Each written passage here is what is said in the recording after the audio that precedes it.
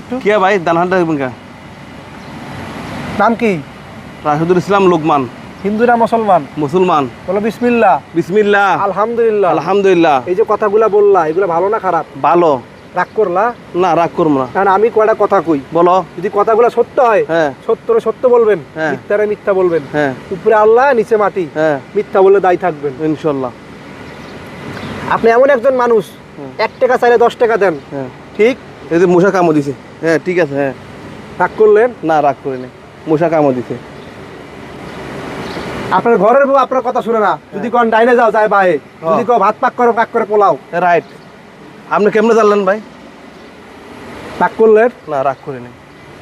আপনি হতাশ, খাইলে খিদা লাগে না, ঘুমাইলে চোখে দেখেন না, ঠিক?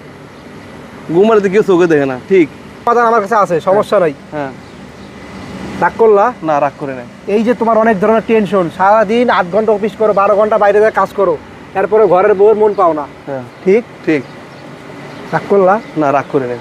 না, আমার কাছে এটার লেগে একটা ওষুধ আছে, এটা গ্লাস সকালে রাত্রে ভিজায়া সকালে খাইতে হবে, সব সমস্যার সমাধান হবে।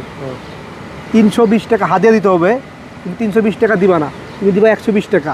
টাকা আছে না? আছে। দেবো? থাক, হ্যাঁ পরে নিতে আসি, আগে আমি ওষুধটা দিই। এই যে ওষুধটা, এটা 3 বেলা খাইতে হবে। হ্যাঁ, হ্যাঁ রাত্রে ভিজায়া 3 বেলা খাইতে হবে, 1 গ্লাস করে পানি ভিজায়া। কদিন খাইতে বেটা? এটা খাইতে হবে 3 দিন, হ্যাঁ সব সমস্যার সমাধান। তো বাবা 120 টাকা দাও। 120 টাকা দিতাম। আপনারা যা কি করার মানি ব্যাগ সহ দিয়ে দিলাম, আর কি করার? উপকার হইব তো? উপকার 100%, রাগ করো না। মানি ব্যাগ সহ দিয়ে দিলাম।